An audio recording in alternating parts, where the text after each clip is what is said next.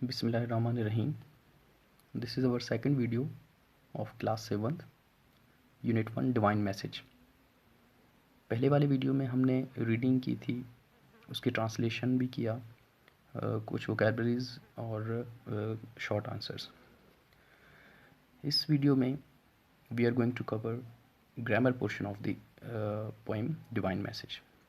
So divine message, as I earlier told you that divine message means इल्हामी पैगाम, यानी खुदाई पैगाम।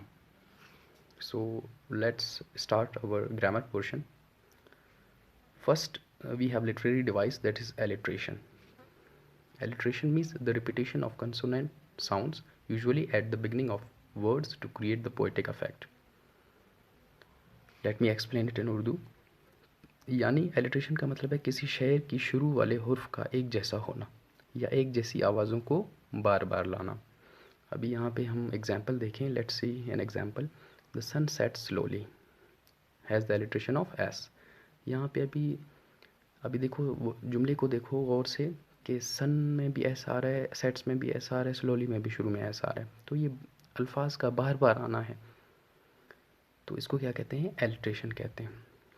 Many tongue twisters use a combination of alliteration and rhyme.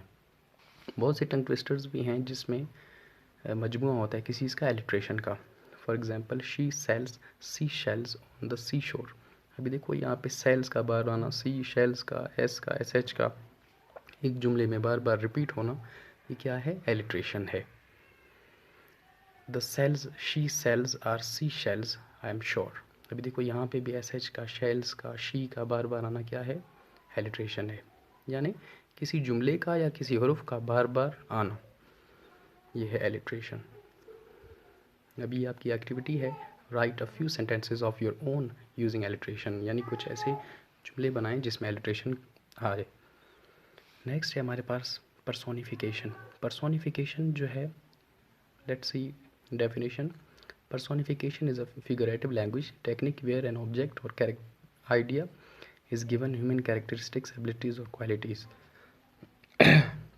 यानी यहाँ पे जो है पर्सोनिफिकेशन वो चीज़ है जहाँ पे किसी बेजान चीज़ को किस चीज़ की खसूसियत दी गई है? इंसान की खसूसियत दी गई हो।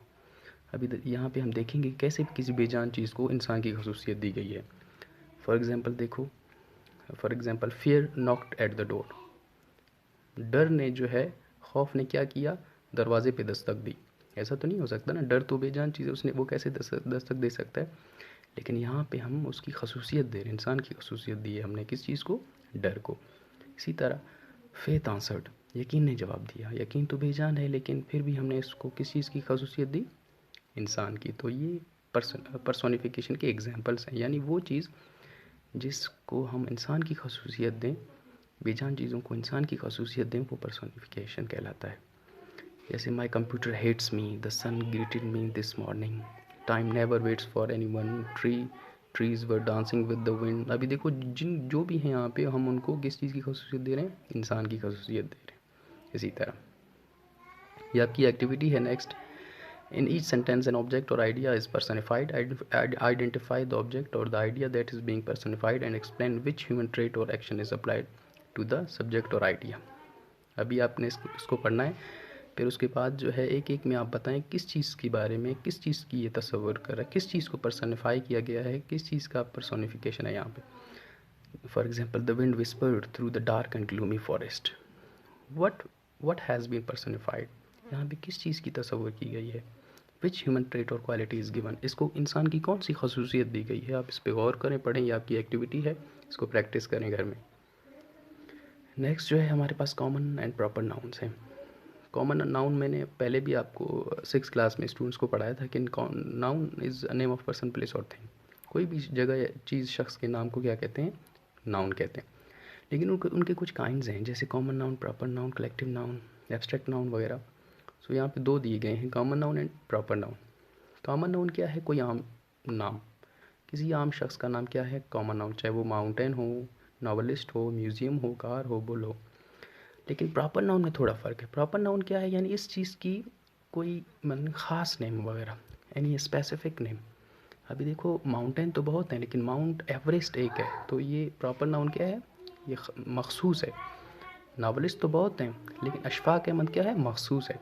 म्यूज़ियम भी बहुत हैं, लाहौर म्यूज़ियम क्या है, मखसूस है। टोयोटा कार मखसूस है, बागनाड़ी बुल भी मखसूस है। तो यहाँ पे मखसूस नेम जो हों उनको क्या कहेंगे, प्रॉपर नाउन्स कहेंगे।